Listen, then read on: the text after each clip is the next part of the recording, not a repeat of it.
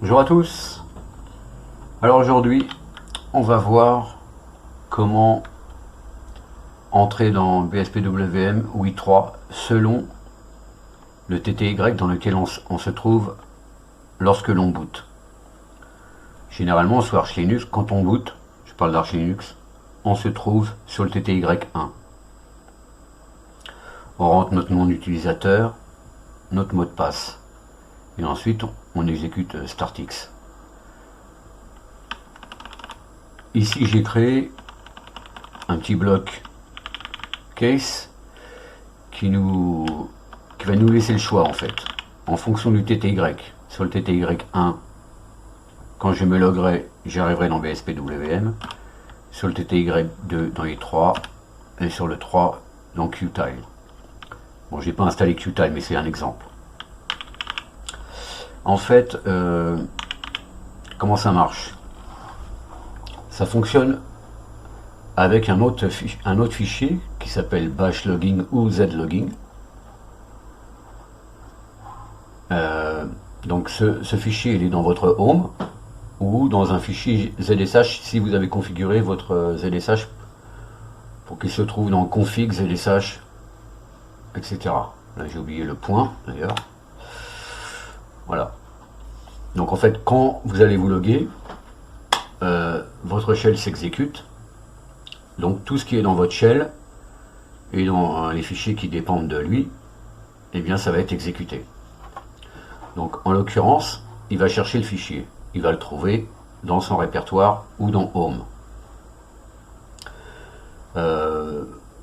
Voilà ce que ça nous dit. En gros, si la variable display ne renvoie rien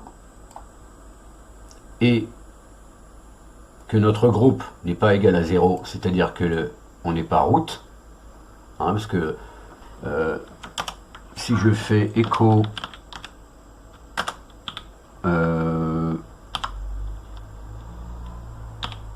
EUID,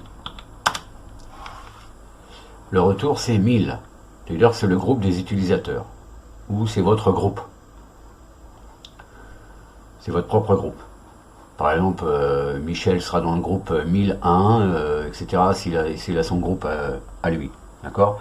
Là, c'est le groupe qui correspond à mon utilisateur. Donc, c'est pas groupe 0, donc je ne suis pas root. Ok?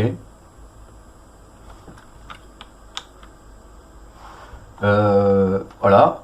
Et ensuite, ça refait un test pour savoir si le TTY dans lequel on est correspond, on va dire, à la plage de TTY disponible, qui est définie. Ça on peut le définir peut-être dans notre logging service ou je sais pas quoi. Enfin, il y a un fichier dans lequel on peut déterminer combien de TTY on veut. Là, par défaut, il y en a 8, et par défaut, c'est le 1 sur lequel on arrive. D'accord? Donc voilà, si ça est plus petit ou égal à 3, c'est-à-dire les 3 c'est ce que j'ai mis là, les 3 entrées, alors StartX s'exécute. À partir du moment où on se log. Donc là on est sous i3, n'est-ce pas? Par exemple, on voit bien que j'ai qu'un seul espace de travail. Si je vais sur l'espace de travail 2, voilà, et que je lance une fenêtre, voilà, je vais sur le 3, à chaque fois les espaces de travail s'affichent. Si je reviens sur le 2, le 3 étant vide disparaît.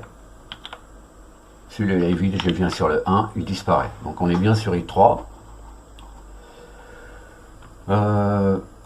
Et maintenant on va sortir de i3 et on va se loguer sur le TTY 1 et on verra si on arrive dans BSPWM. D'accord? Donc ici je sais pas si je peux faire pour savoir dans quel TTY on est. Je vais voir.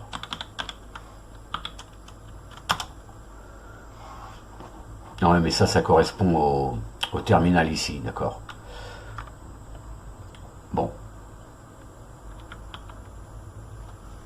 on va se loguer out.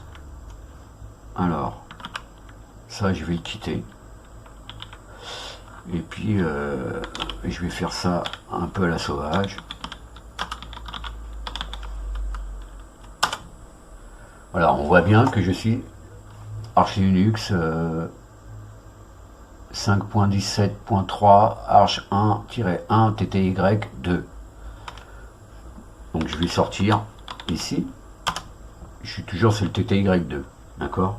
Si je me log, je vais arriver à nouveau sous i3.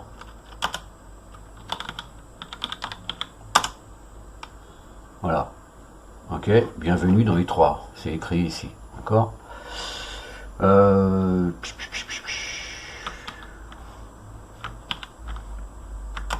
Donc je vais refaire ça. Désolé, je pratique pas trop i3 en ce moment, donc j'ai perdu mes raccourcis clavier. Voilà. Donc je sors complètement de mes processus. Et maintenant je vais sur le TTY1. Donc TTY1 c'est indiqué en haut. D'accord?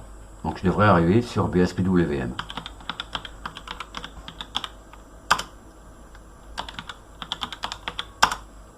Voilà, login automatique dans la session.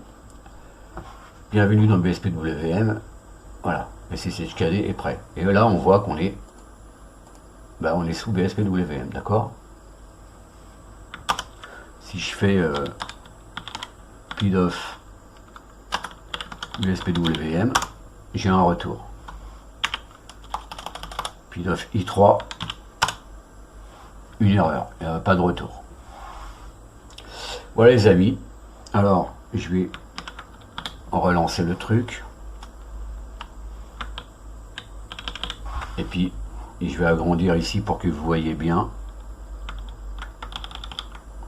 Voilà comment c'est construit. On a un case. Alors ça c'est pour ceux qui utilisent le fichier Xinitrc. Si vous avez un login manager, ce que je ne veux pas utiliser, puisque bon, c'est quand même, il est quand même sujet à des bugs quand il y a des mises à jour, des trucs comme ça.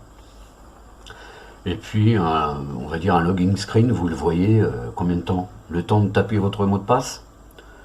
Donc, pour moi, j'utilise le fichier Xinitrc. Donc, voici le case qu'il faut rentrer. Et puis, si vous utilisez ZSH, ça c'est le zlogin, mais ça sera la même chose si vous créez un fichier .bash underscore login. Vous mettez ça dedans et normalement tout devrait se passer comme il faut. Voilà les amis, c'était juste un petit truc comme ça pour vous dire comment faire pour vous loguer en fonction du TTY dans lequel vous êtes, si vous avez plusieurs Windows Manager ou Desktop Environnement. Là, je vais faire mes petites mises à jour. J'ai des mises à jour. Tu veux rebooter? Je vais dire non. J'installe mes mises à jour. Ma barre est remise à 0. Je quitte cette fenêtre. Et puis, comment je vais faire pour sortir? Je me souviens plus, dis donc.